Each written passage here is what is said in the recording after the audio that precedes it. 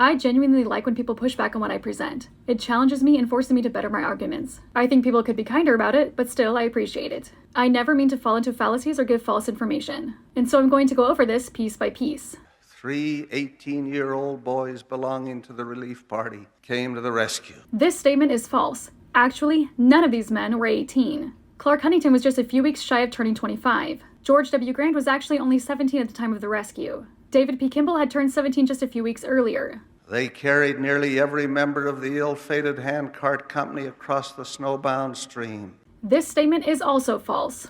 3 men carried over 500 people across the freezing water just a few hours before dark? No.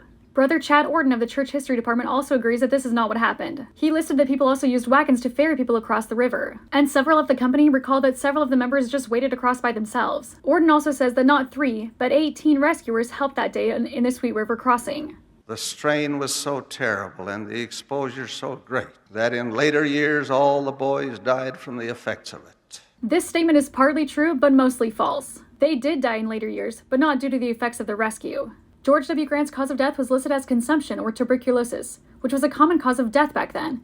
In fact, it was the cause of 1/4 of all the deaths in the United States. There is no way to positively connect this event to his death. David W. Patton caught a severe cold from a snowstorm in 1881, which caused him to become very ill.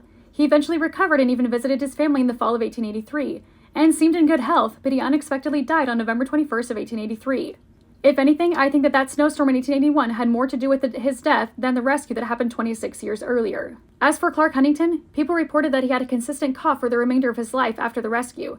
However, in his own research, Chad Orton of the Church History Department even stated that no cause of death was given. He cited a letter specifically, and I have since reached out to the record holders and asked them for more details. When President Brigham Young heard of this heroic act, he wept like a child, and later declared publicly that act alone will ensure C. Allen Huntington, George W. Grant, David P. Kimball, everlasting salvation in the celestial kingdom of God, worlds without end. The only person to record this promise was Solomon Kimball, who didn't actually record it until 1914.